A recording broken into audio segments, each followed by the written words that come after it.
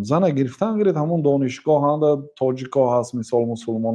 ها تاجیک است ها ازبک است یا مسلمان خوبه یا در کجای دنیا باشد گرفتن شرط نه که آمده همین تاجیکستان هم همین توی کرده در توی خانه و اون زکس کرده و فکر که زن گرفتن شرط نیست در کجای دنیا باشد زن گرفتن و حلال زندگی کنه. بله استاد من گفتم به والدین یک روایت است پروردگارا من از شر منی خودم به تو پناه میطلبم. منی یعنی آبی نطفه وقتی که در مرد جمع میشد در زنهای هم جمع که شد و ضرر میکند فکری آدم رو ویران میکند. آدمی که از زنش دور هست آدمی که بی زن است همیشه فکرش فکری زن است فکری شهوت است. وقتی که در برش همسرش باشد و آرام میشد بعد سرش ناز خوندن هم کار میکند و حالا همین درس هم نمیفهمید. بنابراین خوب است که زن گرفت. بعضی عالم گفتن که ما بعد زن گرفتن الله تعالی به ما علم داد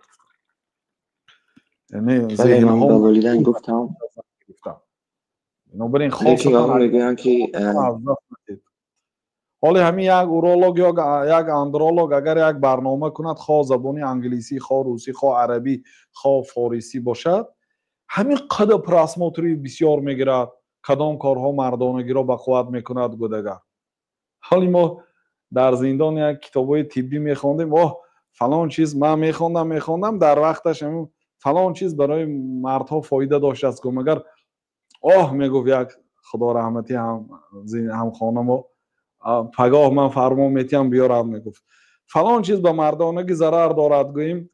فلان چیز دفع کن دیگر از همین مقصد نمیخریم دیگر این چیز نمیخوریم. آدم وقتی که 39 سالش کلام میشد حرکت میکند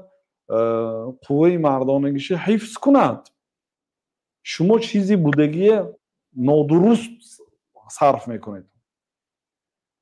اگر با آمده کافتکاف کردم بیرون برین حوض زن گریتون حوض عینی در کاریش و این دروغ است. این اول باید خودم سازم باید من برای خود آبرو سازم من شخصیتی خودم اول معلوم کنم بعد زن گیرم این گپا دروغ است. بعد زن میگیری بعد نمیشودنی آدمی مقصد بر وقت زن گیریتون برادرای عزیز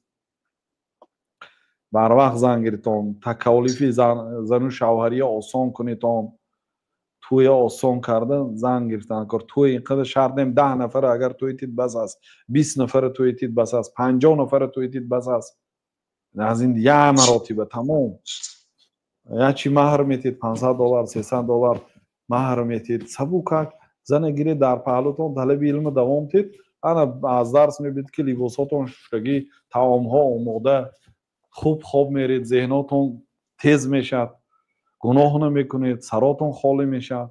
چون میکنه این دیگه علاجش نیست. از همه بهترین علاجش زنگیری بعد نتونید بعد پیامبر صلی الله علیه و آله روزه دارید. حدیث بخاری مسلم است ای جماعتی جوان ها من استطاع منکم الباءة فلیتزوج کسی که اگر قدرتی خانه‌داری کرده تواند یعنی فهمیدید قدرتی همین خانه‌داری اگر تواند زن گیرد گفتن اگر نتواند زن گرفته یا قوتش نداره یا اگر عذرش باشد ای روزه دارد گفتن